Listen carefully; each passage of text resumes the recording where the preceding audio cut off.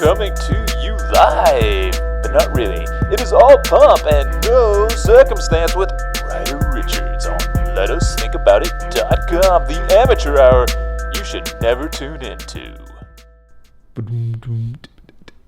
Welcome back. This is Ryder Richards with Let Us Think About It.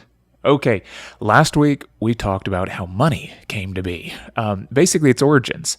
And considering that it grew from something really pure and sacred, it grew from promises and trust, it's really kind of fascinating to see how it has been co-opted and transmuted into something that now serves what Charles Eisenstein would call evil, really. That evil, that is a separation of all people from not only each other, but also from nature. And this is separation from the sacred. Eisenstein has several ideas on how we can rebalance, or transform, the way money functions to align it with sacred principles or sacred incentives. This is all in his book, Sacred Economics. Okay, well, let's jump straight into it. Part 1, the story. Separation and oneness. So last week we talked about interest or usury. And using the parable of the 11th round, you could actually see how every step along the way, everything seemed like an improvement. It was a convenience. It was easier. It was like a technological innovation. Except for somewhere along the way, we got caught in a trap. We got a little distracted, and maybe our focus got thrown off a bit. And slowly, every person grew to suffer more and more, while the overall wealth of the village grew and grew. And eventually, the earth suffered as well. And yet, when growth is what you serve, that growth must come from somewhere. And it seems to come from, well, basically extracting not only from the earth, but also from the social and moral bonds that we hold dear. The way money is used today, it generates resentment and it builds depression. And this isn't just among the poor, this also happens to the rich. And that's because this system, it's a pathological, illusory prison. And maybe really that's how we should think of it, right? Is usury equals illusory, because it doesn't exist. It's just an artificial concept that we're living by.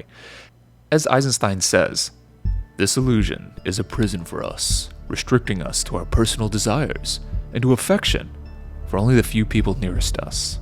Our task must be to free ourselves from this prison by widening our circle of compassion to embrace all living beings and all of nature.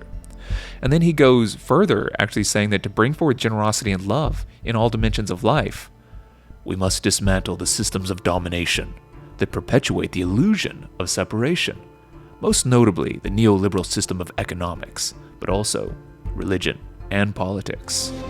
Yeah, can you imagine that? Now, the difficulty is we're perpetually bombarded and distracted by the reinforced narrative, right? This is the story of separation. We just need to look at the language used here, the marketing of the story of money, because money tends to use the language of freedom or liberty, of individuality, which is, of course, kind of hard as individuals to argue against. Now, why is this? It's because we pursue our preferences as sovereign individuals. We're entitled to our preference as a means to become our authentic self, right? Which, of course, just so happens to be through purchases and distractions, through trinkets, right? Through tools to keep us separated from others, and even from our own thoughts, right? Our desires are turned against us. The libidinal economy that we exist in actually serves to distract us from engaging with the very faculties we need to truly find our authenticity. And yet we call that our authenticity. So the paradox here is that our authenticity can actually be found often in submission to reality, right? Not a denial of it for some sort of artificial mental projections and illusions that are floating out around us. Yeah, so sorry, I sort of went off there, but on a little philosophical tangent. Let's get back to the idea of money, right? Because we're talking about how it tends to use the language of ease and convenience. It uses a language of security and speed, and this all gets wrapped up with personal agency. Just do it, Nike. Because you're worth it, L'Oreal. Think different, Apple. I mean, all of this is like saying, be productive, entitled, and unique, right? By purchasing the exact same products everyone else purchases. That's how you become unique. Right? And then I was talking about how they keep using this language of freedom and liberty. And one of the good ones for this is to look at things like credit cards. So MasterCard says things like, more living, less limits. You're unlimited, totally free, huh? Or the future takes Visa. Everywhere you want to be.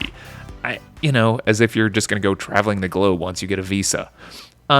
Every one of these statements is really predicated upon the individual as sovereign, as unique, and as a creature of, unlimited agency. But nowhere in this space do we actually talk about other things like the social good, the public, the commons. All these things are about the unique individual, right? We don't talk about the social economy of what we owe to others. And really, honestly, what do we owe to others? Well, Matthew Crawford, a guy I'm lately reading, he might say that it's as simple as being attentive. But also, simply paying attention to each other might be too much effort for us these days. We already have too many distractions. We have an attentional economy right now that's going on, and we resent even the suggestion of giving our attention to someone else. So how are we supposed to oppose all of this, right? This is all being, these distractions are bombarding us constantly, and it's really separating us from others. Well, Eisenstein says what we must do is disengage from the system, not oppose it. The idea is really to sort of, in a bizarre way, feed upon the resources of capitalism to manifest and emerge as butterflies. From this kind of cocoon that currently traps us and holds us back, we must mature. And to do that, we should steal energy from the rotting corpse of capitalism, right? Using its bones as a scaffolding from which to build our new society. Now, to do this, we need a new story. Not the age of separation, but the story of ascent. Part 2. Oh, hell yes. Yeah, I am in. That sounds cool, right? So, what now? How do we get started, right? Well, if you just purchased this handy-dandy capitalist katana, it slices, it dices, it says, I'm cool with decapitating capitalism and cultural appropriation. Hell yeah! Buy yours now for pennies on the dollar in only 3 easy payments at 20% APR. So, right, we're in deep whenever our solutions to any kind of capitalism involve more capitalism, more purchasing of products, and more individual identity, right? Because our individual personal identities are captured and targeted by faceless companies. And it is these companies themselves that need to change as well. It's not just our attitudes. And so when I say something like a company, of course, we can think about Google and Facebook and Apple, but you can also think of your local employer or your college, right? You can also consider the entire government as a type of company with its own interests. And those interests can be very obscure, right? Not what they say they are. But all of this shapes what thrives and dies through kind of selective regulation. And we're not going to stray too far into this, but if you're ever interested in how the government and money work and you want your mind blown, just look up some documentaries on how money is actually created and controlled by governments. Because if you ever thought money actually had intrinsic value, or if you ever say things like the gold standard, right? Because why is gold valuable? Who said that was valuable? You're going to start realizing that it's all an illusion that's stacked on a mirage, eating lunch with an apparition, right? And those dollars that people are dying for, I mean, these are just like phantasm farts, right? And they're just plucked from the ether and sold back to you. It's all really belief through mass consensus. But of course, what's important about this is if we're focused on story, it tells us that the power of a good story to shape the world, I mean, it's very potent. So, okay, let's get back into it real quick. We need to alter, of course, our personal behaviors and attitudes. We've talked about that, but systemically, we need a policy in place that actually aligns wealth with the sacred. And as mentioned last podcast, if money functions separately from nature as an eternal abstraction that accrues value, well, it's unnatural by definition. Now, to realign it with nature, it too must function like nature.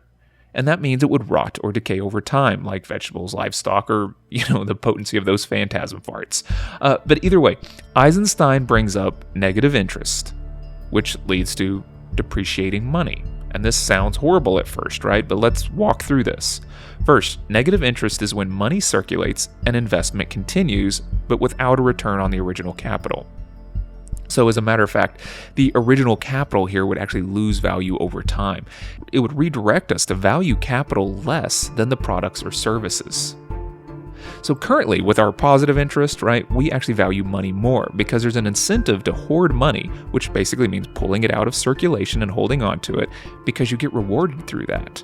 So the focus here is all on money, not the goods and services, because the money itself can generate its own wealth, and the goods and services are really kind of secondary to that.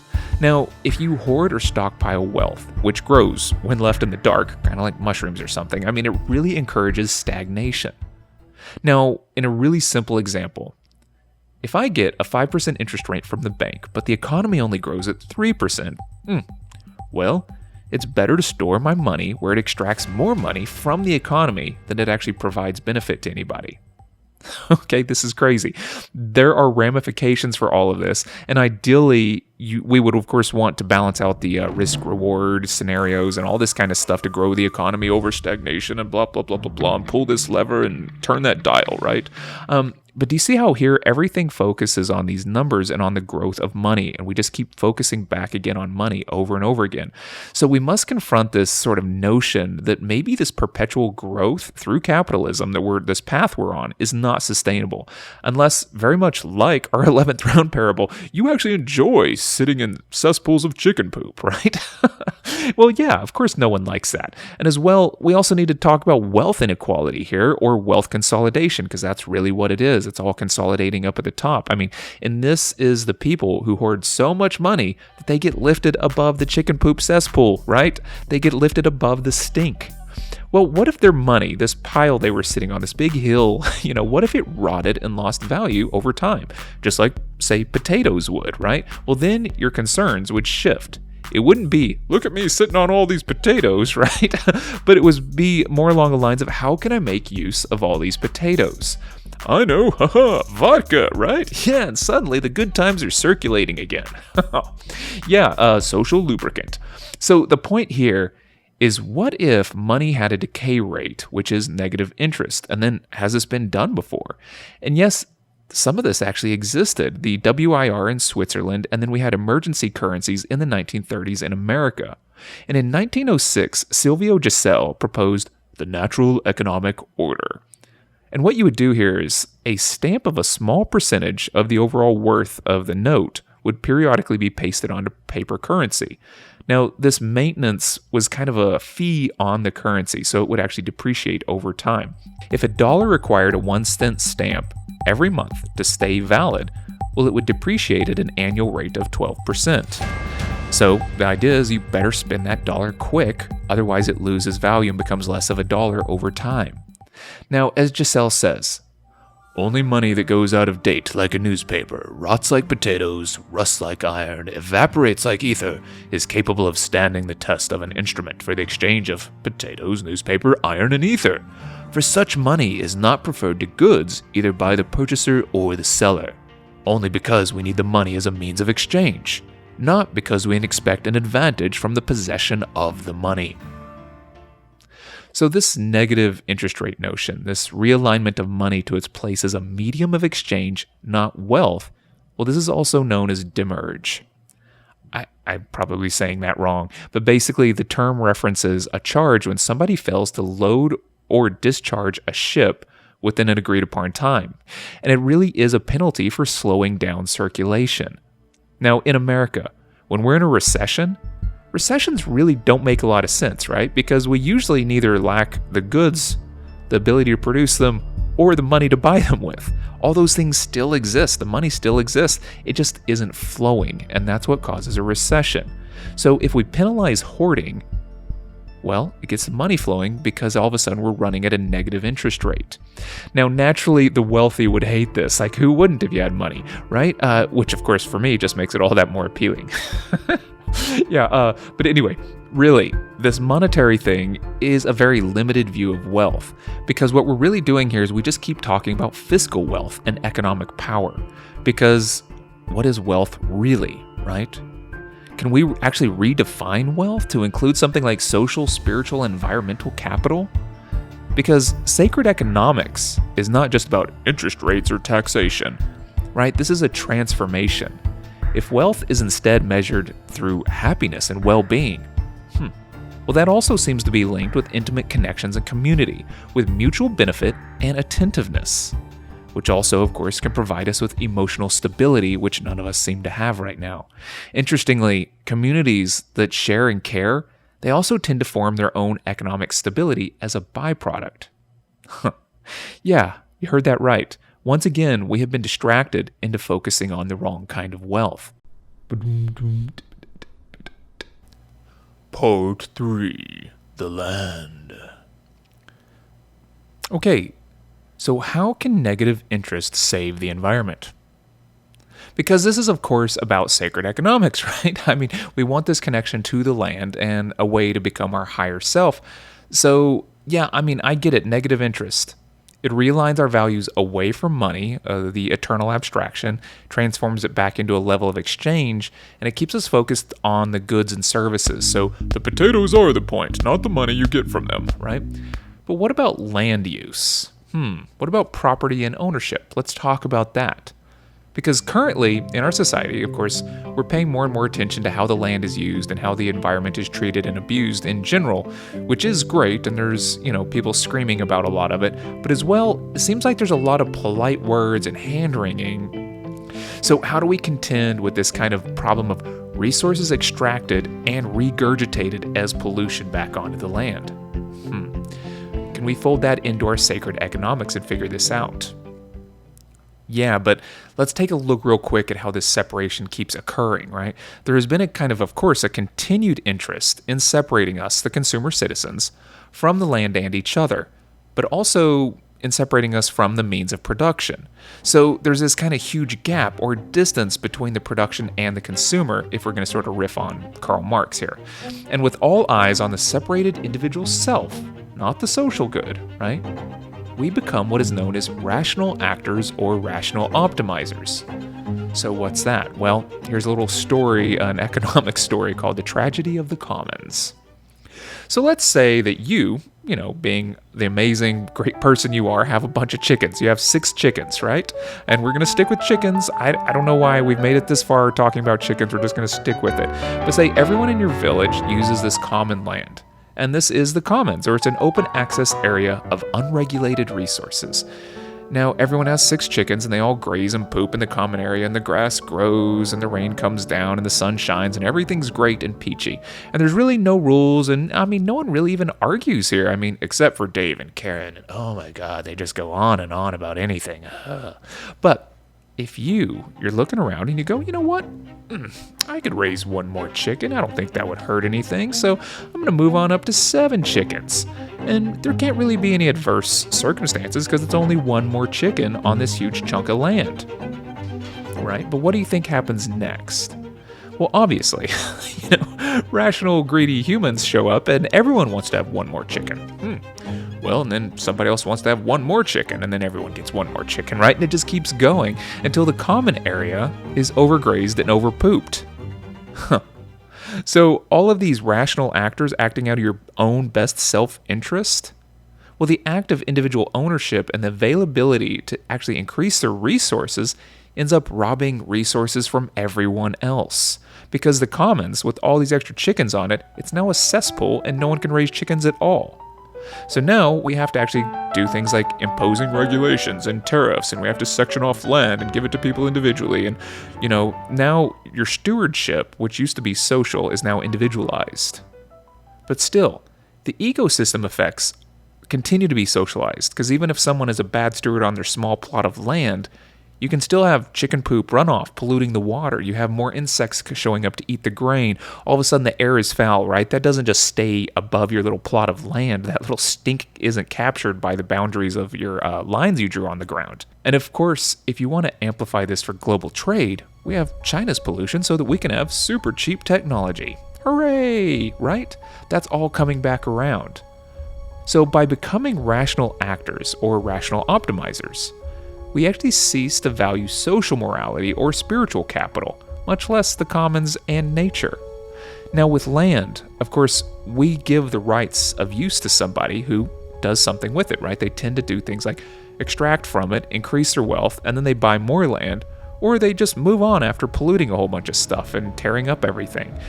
And what they also tend to do is find something that was once free in the commons, like water or air, or even your attention, and they find a way to sell that for personal gain. So you take the social and you privatize it. Chief Seattle said in a famous speech, "How can you buy or sell the sky, the warmth of the land? The idea is strange to us. But if we do not own the freshness of the air and the sparkle of the water, how can you buy them?" So this is a claim of ownership. This is a propertification or a commodification. It's a marketplace behavior. And this stems from an artificially contrived value of land, right? Land, air, water, whatever it is, the value cannot be truly measured. Our connection to the land, right, through things like reverence and gratitude, that also has become commodified and sold cheap. And what's really unfortunate is we don't really even understand what we sold or have been sold. So one placebo solution that of course is highly touted is that more efficient, cleaner extraction technology will let us all benefit. Of course, but we've also talked about this on the podcast. Technology has its own cascade effect, one effect of which is to displace workers, which are humans. So we end up displacing ourselves. Hence, this is why Eisenstein recommends a social dividend. And you can call it UBI or welfare or minicum or whatever you want. But this is a base that would be for stability, right? It's a way to also reset values because Eisenstein says we don't need more stuff. We don't need more phones and trinkets and sweatpants that say juicy on the butt, right? But here's a larger question. You might ask, Ryder, well, where is the money going to come from for this social dividend? Because with negative interest, the money supply would continue to shrink. Good question, right? Well, what we're going to try to do is develop a commons-backed currency. And this is going to generate new money and align it with preserving nature. Ryder, what the hell does that mean? Yeah, good question. I don't know. I'm pretty new to this. But this is what I'm reading about. What if no one owned the land? But instead, it was sort of set aside in a public social trust. This is kind of a communal shared resource that could then be voted on and lent out or leased to corporations for a limited amount of time. Well, the lease of the land would do a couple of things, but the lease would provide money that would provide the social dividend, and the land itself would be our capital and currency. So not only would we be looking around for really good stewards of the land to lease this to, because of course that's protecting our capital supply, we wouldn't want to sell that cheap, but also it would make us refocus some things. Because for instance, if our land was strip mined, well, as a community, we would have no land to lease out for the next 100 years, and thus no social dividend. So what might also happen is we would have, as a community, shared interests, right? This would reinvigorate the community, and our interactions would then be a bigger concern for the stability of nature. Now, currently, what happens with pollution and harmful extraction, right? Well, if it's taxed at all, even after, several litigations and maybe somebody just doesn't declare bankruptcy and disappear, right? Well, the land has already been destroyed. So if we taxed corporations before they could even touch the land, well, then it might actually be too expensive for them to even want to extract resources. They would have to rechannel their energy into something else. They would have to innovate new solutions. The current model actually encourages extractive destruction. It encourages profit before payment, and then you can try to get out of the payment later. But what if you're required to pay before you profited? It might actually look more fiscally wise just to leave the oil alone, leave the oil and minerals in the ground, and instead innovate a sustainable, renewable resource that would help everybody. So this is what Eisenstein means by aligning sacred incentives with money. If our incentive structure makes money itself less desirable through negative interest, of course this is money only functioning as a means of exchange. Meanwhile, we're charging fees for earth damage before you can even touch the land. So this really centralizes the care of the land. And what we do is we severely inhibit profanation of the commons, right? And we get people to come together around a shared interest, mutual interest of protecting the commons. And after all, this is where their money would be coming from, and it is the inheritance of future generations. So of course, these are great ideas, but this is just the beginning of the transition. But to sort of wrap it up, a little summary here, it's kind of a three-pronged attack. Part 1, we realign money with natural decay. Part 2, we alter the way land is used, letting it become the currency backing or capital as a communally shared resource. And then Part 3, letting pre-pollution taxing redirect innovation towards enriching the commons. So really, here, we need to mature. That's the overall point Eisenstein is trying to make. We need to cease being needy, greedy little adolescents and mature into responsible, considerate adults, right? And a lot of this is done by turning our creative energy towards reciprocity, not extraction. We need to become that butterfly. So capitalism, of course, it's a corpse maker. And of course, we've had plenty of time to shelter and grow inside this rotting framework, and it's gotten us to where we are. So we must now use the energies at hand and redirect them into incentives that align with the sacred. And of course, our next goal is, of course, to spread the story. That's what we have to do. Our current capitalism is not the only way. Thank you very much for your time. So naturally, the processes that I'm trying to explain here are expounded upon in the book. And each one of these phases and sort of how they interlock to orchestrate the ascent of humanity and the oneness with nature are really spelled out quite well with a lot of examples in there. And as well, in the book, Eisenstein speaks frequently of the notions of gratitude, spirit, and connection. Now, these are all concepts you almost never hear related to money or the economy, but they should be used more often, and they should be the core of the principles that we're striving towards. So once again, thanks for listening. Thanks again. You all know the drill. It really tremendously helps if you can rate or review the show on whatever platform you use. And of course, all these episodes are on YouTube as well. Coming back around to this, I'm still considering writing some articles on various concepts covered in the podcast, topics of philosophy and behavioral economics, things like that.